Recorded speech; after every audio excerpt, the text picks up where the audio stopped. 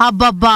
ఏమన్నుందిలే. ఆ రంగు, అంచు, బొమ్మలు మొత్తం చీర తరీకనే అలాగుంది. మన భద్రాచలం సీతారాముల లగ్గానికి ఆ సీతమ్మ తల్లికి వంపుతున్న పట్టు చీరిది. ప్రతి తాప సిరిసిల్ల నుంచి హరిప్రసాద్ అనే గీ అన్నోళ్ళింటి నుంచే లగ్గానికి చీర పోతది. ఎప్పట్లెక్కనే అన్నని ఆయన చేతులతో నేసి వంపుతారు. ఈ తాప జర ఎరైటీగా నేసి అందరి కళ్ళు ఆ తల్లి చీర మీదనే ఉండేటట్టు చేసిండ్రు. చీర కొంగుల సీతారాముల బొమ్మ నేచుడే జర స్పెషల్ గుందిలే. చుట్టూత ఒక పక్క అంచులకి జై శ్రీరామ్ అని కూడా రాసిండ్రు. ఈ చీర బరువు 800 గ్రాములుందట. ఇంట్లో 200 గ్రాముల బంగారము, 150 గ్రాముల వెండి పట్టుదారలతోని నేసిండట అన్న. కానీ ఏ మాట కా మాట, చుట్టూత వంకాయ కలర్ అంచులు, నడుమ బంగారు తీగలతోని బంగారం రంగు, కొంగుల సీతారాములు దండలు మార్చుకుంటున్న బొమ్మ, అంచులకి జై శ్రీరామన్ రాసి ఏమన్నా నేసిండ చీర. చూస్తుంటేనే కళ్ళు చెమ్మక్మంటున్నాయి. ఇంకా సీతమ్మ తల్లికి లగ్గంల కడితే ఇంకెట్లుంటదో. అందరి కళ్ళు ఆ తల్లి చీర మీదకే మల్లుతాయి. మళ్ళా ఆ తీర్లుంది ఆ చీర గొప్పతనం.